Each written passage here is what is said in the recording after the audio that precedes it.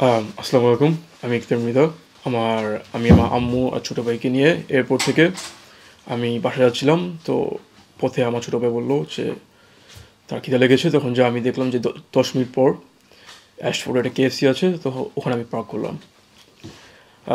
গাড়ি থেকে আমি আর আমার আম্মু একসাথে বের হলাম। তখন যে আমি বুঝতে পারলাম যে KFCটা শুধু টেক অ্যাওয়েজ ইটিং না। তখন যে আমার আম্মুকে আমি বললাম যে তোমার বের হয়ে আসা লাগবে না, তুমি গাড়িতে বসো, আমি টেক অ্যাওয়ে নিয়ে আসছি। তো আমার আম্মু গাড়ি থেকে 10-15 সেকেন্ডের জন্য বাইরে ছিল। ওই অবস্থায় একটা রেসিস্ট সাদা লোক আমার আম্মুকে খেয়াল করেছে, আর সে হেঁটে যাচ্ছে আমার গাড়ির সামনে দিয়ে, আর আমার আম্মুকে ভেঙ্গায় তার প্রতি একটা রেসিস্ট কমেন্ট করেছে, যেটা ছিল সেও খেয়াল করে নেয় আর আমার আম্মু খেয়াল করে নেয়, যেটা আমি শুনেছি দূর থেকে। বাট আমার আম্মু তাকে ইগনোর করে গাড়িতে ঢুকে গিয়েছে আর সে হাঁটা শুরু করেছে। তখন যে আমি তাকে কনফার্ম করে বললাম যে what you done was really wrong and you need to apologize right now. So আমি তাকে মাফ চাওয়ার জন্য রিকোয়েস্ট করলাম। সে আমাকে ইগনোর করে তার গাড়িতে গেল। তার গাড়ি থেকে বেসবল ব্যাট বের করে আমাকে থ্রেটও দেয় নাই, স্ট্রেট আপ মাথা আঘাত করা শুরু করেছে।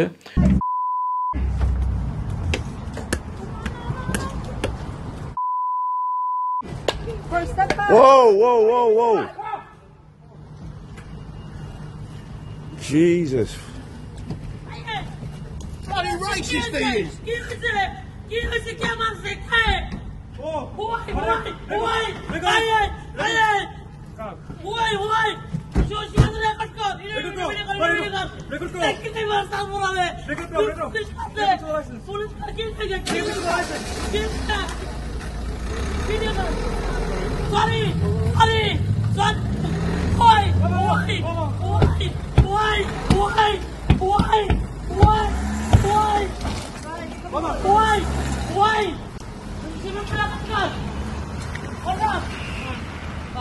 Wow.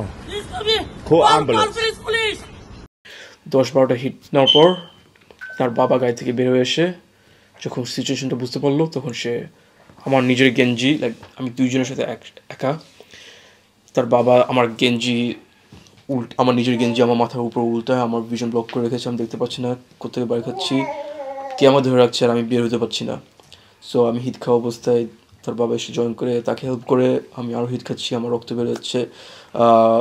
আলহামদুলিল্লাহ, লাকিলি আমি আনকনশিয়াস হয়ে নেই, আমি সেন্সি ছিলাম। আর এই অবস্থায় পুলিশ কল করা শুরু করেছে আমার আম্মু গাড়ি শব্দ শুনে। সো আর জিনিস হচ্ছে যে আমার গাড়িটা আমি এমন পার্ক করে রেখেছিলাম যে ই ওয়াজ ফেসিং দ্য ওয়াল।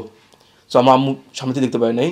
সে যখন হঠাৎ করে সে ফোনে ছিল তার ভাইয়ের সাথে দেশে, তখন সে যখন হঠাৎ করে মারামারি শব্দ শুনেছে, সে পিছিয়ে তাকা দেখে কি, গাড়ির পিছ থেকে তাকা দেখে কি যে আমি রক্ততে ভিজা। তখন যে আমার আম্মু দৌড়ায় বের হয়ে এসেছে, তখন যে যারা অ্যাসল্টার ওরা বুঝতে পেরেছে যে সিচুয়েশনটা খুব খারাপ, তারা গাড়িতে ঢুকে পালানোর ব্যবস্থা করেছিল। এই অবস্থায় আমার আম্মু তার গাড়ির সামনে দাঁড়িয়ে গিয়েছিল যে তাদেরকে যেতে দিবে না, আর তারাও গাড়ি ইঞ্জিনটা রেভ করছে। তখন যে আমি আমার আম্মুকে বললাম যে তুমি সাইডে চলে আসো, ওরা যেহেতু অলরেডি আমাকে হিট করেছে, ওরা তোমাকে রান ওভার করার জন্য ভয় পাবে না। আর বেস্ট জিনিস হচ্ছে যে সবাই অলরেডি উইটনেসে রেকর্ড করেছে, তাদের ফেস রেকর্ডে, তার লাইসেন্স প্লেস রেকর্ডে, পুলিশ তাদেরকে এমনি পাবে। সো তুমি তো যেতে দাও। তখন জল চলে গিয়েছে। পুলিশ 5-10 মিনিট ভিতর এসে পড়েছিল। তার 10 মিনিট পর অ্যাম্বুলেন্স এসেছিলো। আর আমার সাথে এমার্জেন্সি ওয়ার্ডে 2টা পুলিশ ছিল।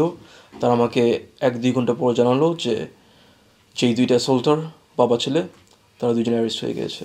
এখন এটা মানে কোন পর্যায়ে আছে এই যে অভিযোগটা, বা এটাকে যেটা বলছিলেন? এখন আমাদের পুলিশ বাদী হয়ে কেস করেছে এখন, কারণ পুলিশ তো ঘটনাস্থলে সব দেখে ফেলছে। এখন আমাদেরকে নেক্সট মান্থের 13 তারিখে ক্রাউন কোর্টে হাজির করবে। এখন আপনার মানে শারীরিক অবস্থা কি, মানে এই যে আমি এতগুলো ব্লাড হারানোর পর আমার শরীরের স্ট্রেংথ আমি আগের মতো নেই। সো আমি ফিলিং আ লট উইক। আর হচ্ছে কি যে আমার মাথার এতগুলো ওয়ান্ড থাকার পর, স্পেশালি এতগুলো স্টিচ থাকার পর আমার ঘুমাতে কষ্ট হচ্ছে।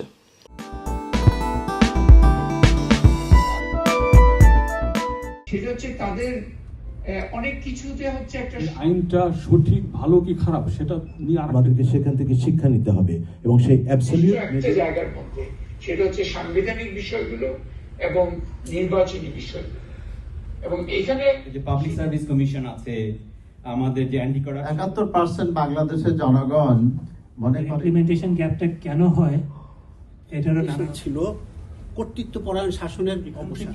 আমরা যদি শুরু করি ইনফ্যাক্ট পোলিং বুথে পোলিং অফিসারদেরকে তাহলে চেক এন্ড ব্যালেন্সটা কিসের আসলে? রাজনীতিবিদদের সংস্কার, রাজনীতির সংস্কার।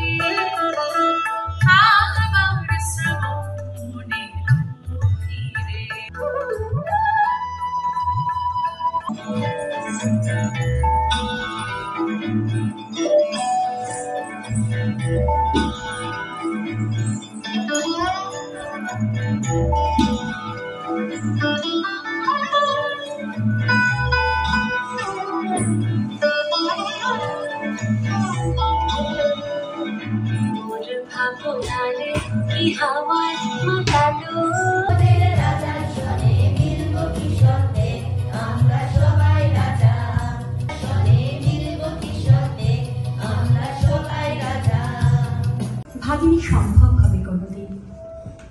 আগেও কি পার পার দেখেছি লাল রঙের শাড়িতে, ডালিম ফুলের মতো রাঙা। আজ পড়েছে কালো রেশমের কাপড়, আঁচল তুলেছে মাথায়, দোলন চাপার মতো চিকন গোর মুখখানি ঘিরে মনে হলো